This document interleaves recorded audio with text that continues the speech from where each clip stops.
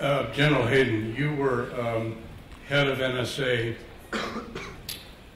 during 9/11 and the years following under the Bush administration. And there was a program, which they call the Terrorist Surveillance Program, that basically decided to do warrantless surveillance of Americans. This was before the 2008 amendments went into effect. That law, the FISA law, which had been in effect for 30 years, was very explicit, and it said that it was the only authority under which warrantless surveillance could be done.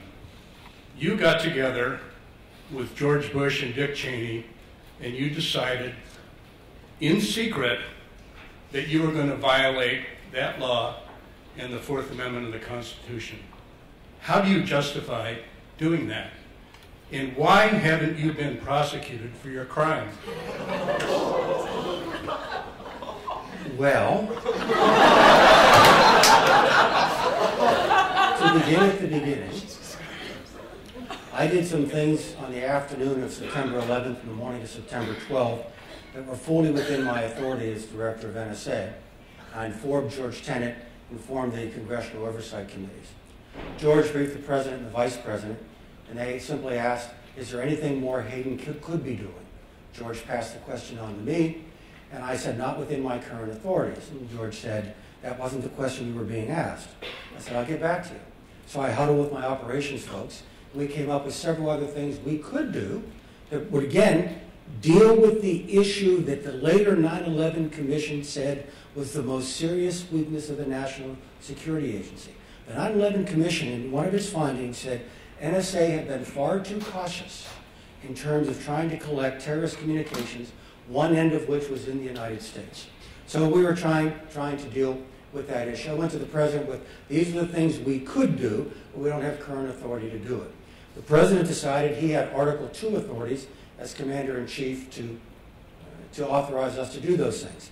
I then went to my lawyers at NSA, all of whom, as Bart knows, are pretty conservative guys, at least back then with Vito and Bob and Kevin. And I said, serially, does the President have the authority to do this? These are the guys who turned me off of aggressive collection the year before during the Millennium Weekend. Remember the guy in Oregon on the boat and they're coming and all that?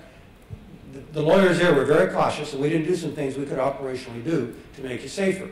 So serially, they all said, no, we believe the President has constitutional authority to do this in the face of the statute, which said this statute is the sole authority. The FISA court has addressed this issue twice, not directly but obliquely. But in each case, the FISA appellate court has said, we take as a given that the President has inherent constitutional authorities to conduct electronic surveillance without a warrant for foreign intelligence purposes, which is quite different than law enforcement purposes. And so, again, the only hearing this has had in front of the courts has actually reinforced the Bush-Cheney decision and my lawyer's decision that the President has inherent constitutional authority to do this. So we did. Now, it was made public, not by Bart's paper, but the New York Times in 2005, and that started a mighty kerfuffle within the U.S. government until the FISA Amendment Act of 2008. Let me just summarize the FISA Amendment Act of 2008. On balance, and some things are pluses, some things are minuses, but on balance, the FISA Amendment Act of 2008, approved by Congress and voted in the affirmative by then candidate Obama, the FISA Amendment Act of 2008 not only legitimized what President Bush had authorized, but actually went well beyond what President Bush had authorized to deal with the new flavor of threat and the new flavor of technology. Bart, you wanted to comment on that? Yeah, so there's a middle piece of the story that might be added here, which is the President decided he had the authority under the Constitution to do this, notwithstanding limits that Congress thought it had imposed. And Justice Department lawyers said, yes, we agree, as did the NSA lawyers, for a while. But then in March of 2004, the Justice Department made a binding decision inside the executive branch that part of this program was unlawful, that the President did not have this authority that he purported to have, and essentially said, you must stop doing this. We will no longer certify that it's lawful. And one thing that we know from Edward Snowden that we would not know otherwise, and I don't mean to make this personal because I'm sure it was a very hard decision, but one of the things he released was an Inspector General's report, which described a moment in which the director of the NSA, Mike Hayden, was told, the Justice Department says this is illegal. The president says he wants to do it. Are you going to do it or are you not going to do it? And he says, yes, I'm going to do it. That is the paradigm, it seems to me, of a decision that public might have an opinion about, might want to know in assessing whether its government is behaving lawfully.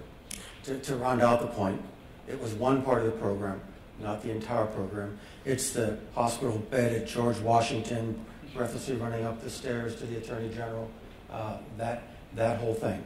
Justice did not say that it was unlawful.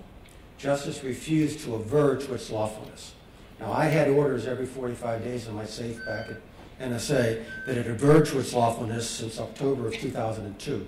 This was March of 2004. It was going to take us time to undo the program, even if we had decided to stop it. We had a meeting in the White House Thursday afternoon. Thursday night, Andy Card and Al Gonzalez went to talk to the Attorney General. The Attorney General refused to sign it. Okay. Overnight, Thursday to Friday, 200 Spaniards were murdered in commuter trains heading in Madrid for the beginning of the Friday morning workday. I was then asked by the President, will you continue this? My personal decision is you get one more rev, you get one more 45-day cycle, and then we have got to settle this inside the government. President talked to Bob Mueller, talked to Jim Comey. President decided not to do it. We stopped it. It took me about 10 days to unwind it. It's reasonable, complicated stuff to do. We then attempted to restart the program under a different legal authority.